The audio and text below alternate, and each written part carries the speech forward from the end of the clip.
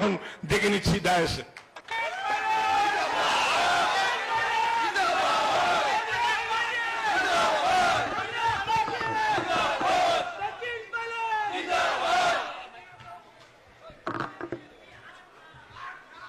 हमारी नेत्री और पूर्व सांसद सुष्मिता देव जी, हमारे सिलचर से कैंडिडेट तमाल जी, अनिरुद्ध जी, सेक्रेटरी एआईसीसी पेरवत जी, पूर्व मंत्री विधायक जो मध्य प्रदेश से यहाँ पर आए हैं, साथियों, जिला कांग्रेस कमेटी के सभी पदाधिकारीगण, नौजवान दोस्तों, सबसे पहले मैं आपका धन्यवाद करता हूं कि आप आज यहाँ पर आए हमारी बात सुनने के लिए और हमारे नौजवान प्रत्याशी को अपना समर्थन और वोट डालने के लिए यहाँ पर आप मौजूद हो, उनको ताकत देने के लिए आप यहाँ पर आए हो। सुष्मिता जी, मैं जब यहाँ पर लैंड कर रहा था हेलीकॉप्टर से इस स्टेडियम के अंदर, तो मैंने आपके पिताजी का नाम देखा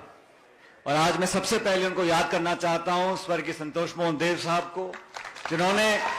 न सिर्फ इस शहर को, सिलचर को, लेकिन आसाम को एक मजबूत पहचान दिल्ली में दिलाई थी। बहुत लंबे समय तक उन्होंने इस इलाके को मजबूती दी, ताकत दी और मैं तो बचपन से उनको देखता था। और मुझे अभी हम लोग चर्चा कर रहे थे कमरे के अंदर, तो मैंने किसी को कहा कि सुष्मिता जी संतोष मोहन देव जी के रास्ते पर चल रही हैं, लेकिन जिस मजबूती से और जिस दबंगी से इन्होंने काम किया अपने जीवन में, हमें उस रास्ते को अपनाना पड़ेगा। और जिस प्रकार से आप लोगों का प्यार आज सुष्मिता जी के लिए है, ये दिखाता है कि इन दोनों ने दशकों तक इस इलाके के लिए, यहाँ के लोगों के लिए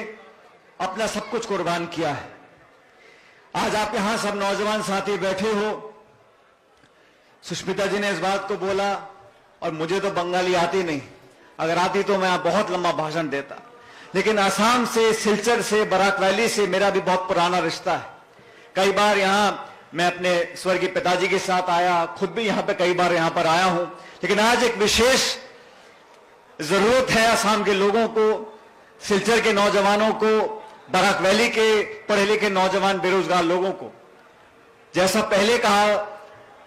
सबसे बड़ी चुनौती, सबसे बड़ी जरूरत आज देश और असम को है तो रोजगार की है।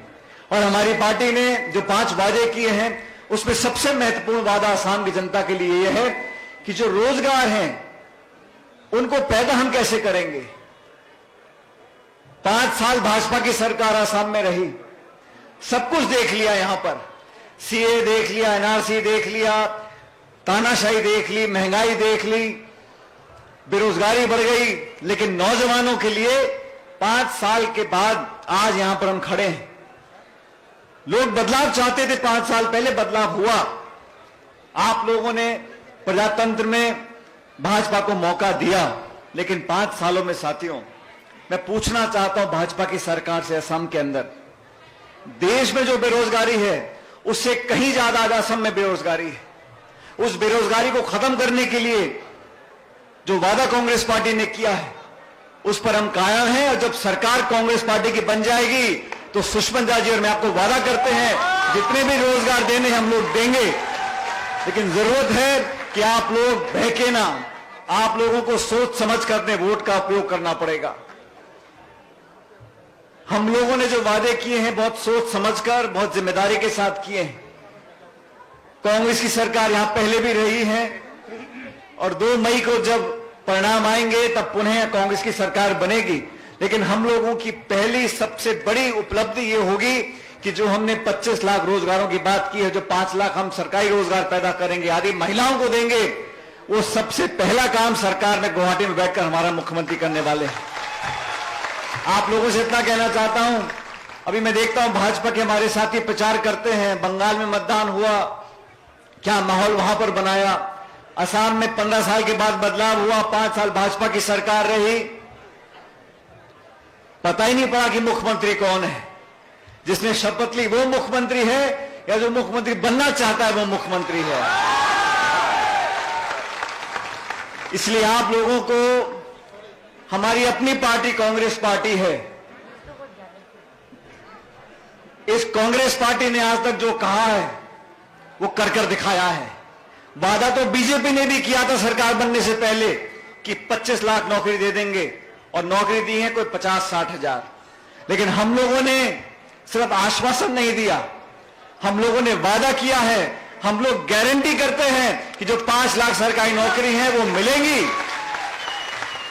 और ये लिखित में वादा है, इसको पूरा हम लोग करेंगे, इस बात का मैं आपको आश्वासन देता हूं। आज आप लोगों से यहां मिलने का मौका मिला, नौजवान साथी यहां पर आए हैं, आप में जो ऊर्जा है, जो माहौल है, जो नौजवान उम्मीदवार सुष्मिता जी ने, राहुल जी ने, सोनिया जी ने दिया है,